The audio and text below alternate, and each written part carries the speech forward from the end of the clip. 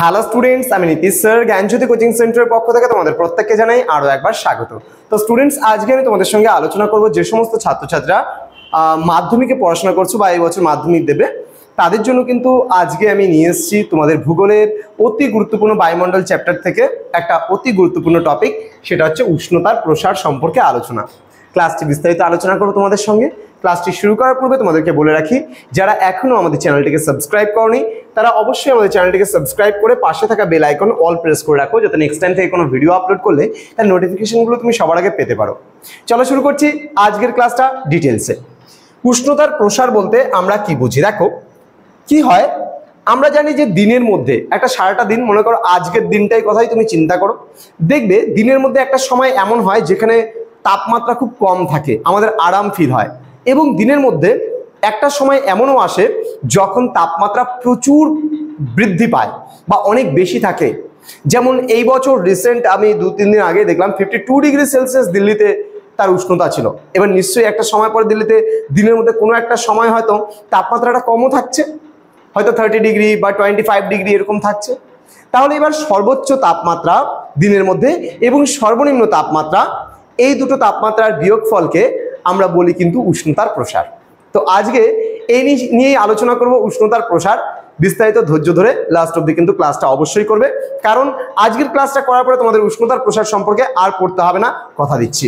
কি বলছে দেখো, উষ্ণতার প্রসার তোমাদের যদি পরীক্ষা 2 নম্বরের মতন করে আসে, কিভাবে লিখবে, ঠিক ছবিটা কিভাবে আঁকাবে, বিস্তারিত আলোচনা করব।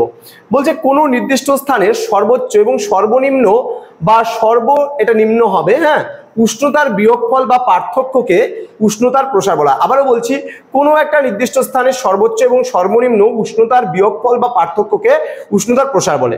তাহলে কোনো একটা জায়গায় দিনের মধ্যে তাপমাত্রা প্রসার, মনে করো আজকে আমি যে এলাকায় থাকি, সাপোজ মনে করো শিলিগুড়িতে, এবার এই শিলিগুড়িতে উষ্ণতার সবচেয়ে আজকের দিনটার মধ্যে সব থেকে বেশি উষ্ণতা এবং সবচেয়ে কম উষ্ণতা, এই দুটোর মধ্যে যে পার্থক্য বা বিয়োগফল, তাকে কিন্তু আমরা বলছি উষ্ণতার প্রসার। কি বলছে, উষ্ণতার প্রসার কি করে মাপতে হবে? সর্বোচ্চ এবং সর্বনিম্ন তাপমাত্রার বিয়োগফল। তার মানে যদি আমি ধরলাম যে কোনো একটা স্থানে দিনের সর্বোচ্চ উষ্ণতা যদি 40 ডিগ্রি সেলসিয়াস হয় এবং সর্বনিম্ন উষ্ণতা যদি 20 ডিগ্রি সেলসিয়াস হয়, তবে ওই স্থানের কিন্তু উষ্ণতার প্রসার কত হবে? এবার 40 ডিগ্রি হচ্ছে কি ছিল? সর্বোচ্চ উষ্ণতা, এবং সর্বনিম্ন উষ্ণতা কত ছিল? 20 ডিগ্রি। তাহলে এই দুটোর মধ্যে যে বিয়োগফল রয়েছে 20 ডিগ্রি, অর্থাৎ 40-এর থেকে যদি 20 আমরা বাদ দিয়ে দিই, তাহলে 20 ডিগ্রি সেলসিয়াস, এটা কিন্তু উষ্ণতার প্রসার। তাহলে এইভাবে একটা ছবি তুমি আঁকিয়ে দিতে পারো। নেক্সট দেখো, এবার উষ্ণতার প্রসার কয় প্রকার ও কি কি আমি একটু ডিটেলসে আলোচনা করছি। বলছে উষ্ণতার প্রসার প্রধানত 3 প্রকারের হয়। কি কি এগুলো? দৈনিক উষ্ণতার প্রসার আমরা কাকে বলছি? সাপোজ কোনো একটা নির্দিষ্ট দিনের যদি সর্বোচ্চ তাপমাত্রা এবং সর্বনিম্ন উষ্ণতার পার্থক্যকে বা তাপমাত্রা পার্থক্যকে আমরা দৈনিক উষ্ণতার প্রসার বলি। আর এই জিনিসটাই যখন মান্থলি হবে, এবার দেখা যাবে যে জানুয়ারি মাসের দেখা গেল কোনো একটা দিনে সব থেকে বেশি উচ্চতা ছিল, সাপোজ মনে করো 50 ডিগ্রি সেলসিয়াস কোনো একটা দিনে, সাপোজ ধরে রাখো, এবং কোনো একটা দিন দেখা গেল যে তাপমাত্রা ছিল 20 ডিগ্রি সেলসিয়াস সর্বনিম্ন সেই দিন। তাহলে যদি আমরা 50 ডিগ্রি থেকে 20 ডিগ্রি বাদ দিয়ে দিই, তাহলে 30 ডিগ্রি, তাহলে এটা ছিল মাসিক উষ্ণতার প্রসার। তাহলে একটা মাসের যদি কোনো একটা নির্দিষ্ট মাসের সর্বোচ্চ উষ্ণতা এবং সর্বনিম্ন উষ্ণতার পার্থক্যকে বা বিয়োগফলকে আমরা বলি মাসিক উষ্ণতার প্রসার। এবার বাৎসরিক উষ্ণতার প্রসার কাকে বলবো আমরা? বার্ষিক উষ্ণতার প্রসার। যদি নির্দিষ্ট কোনো একটা বছরের সর্বোচ্চ তাপমাত্রা এবং সর্বনিম্ন তাপমাত্রার মধ্যে যে বিয়োগফল বা পার্থক্য, তাকে আমরা বলছি এখানে বার্ষিক উষ্ণতার প্রসার। তো তোমাদের মনে রাখার জন্য একটা বিষয় রয়েছে, কি বার্ষিক উষ্ণতার প্রসার জানুয়ারি ও জুলাই মাসের গড় উষ্ণতার সাপেক্ষে নির্ণয় করা হয়। তাহলে জানুয়ারি মাসে কি ছিল এবং জুলাই মাসে কি ছিল, তার উপর ভিত্তি করে কিন্তু এটা নির্ভর করে। তো স্টুডেন্টস, আশা করি আজকের এই উষ্ণতার প্রসার সংক্রান্ত ক্লাসটা তোমরা বুঝতে পেরেছো, কোনো অসুবিধা তোমাদের নেই। তো তোমরা যদি আমাদের কাছে অনলাইনে কোর্স করতে চাও, আমাদের ওয়েবসাইট থেকে সরাসরি তোমরা কোর্সটা পারচেস করতে পারো।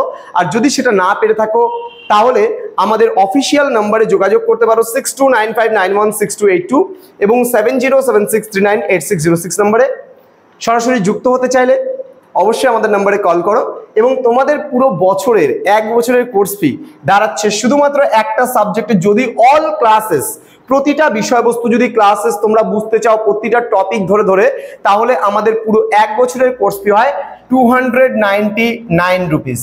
এবার এই 299 রুপিস তোমাকে একটা সাবজেক্ট পুরো 1 বছর পড়তে পারছো তোমরা আমাদের কাছে, এবং প্রতিটা চ্যাপ্টারের প্রতিটা প্রশ্ন ধরে ধরে, প্রতিটা টপিক ধরে ধরে আলোচনা, কোনো কিছু বাদ দেওয়া হয়নি। এবং বছরের শেষে তোমরা পেয়ে যাচ্ছ একবারে স্মার্ট সাজেশন, প্রথম থেকেই সাজেশন ওরিয়েন্টেড, তোমাদের প্রতিটা চ্যাপ্টারের মক টেস্ট ওয়াইজ সমস্ত কিছু আমরা প্রোভাইড করছি তোমাদেরকে। তো তোমাদের উজ্জ্বল ভবিষ্যৎ গড়ে তুলবো আমরা, এটাই কিন্তু আমাদের প্রতিশ্রুতি। দেখা হচ্ছে খুব তাড়াতাড়ি আরো একটা নতুন বিষয় নিয়ে, নতুন কোনো টপিক নিয়ে। তোমরা প্রত্যেকেই ভালো থেকো, সুস্থ থেকো।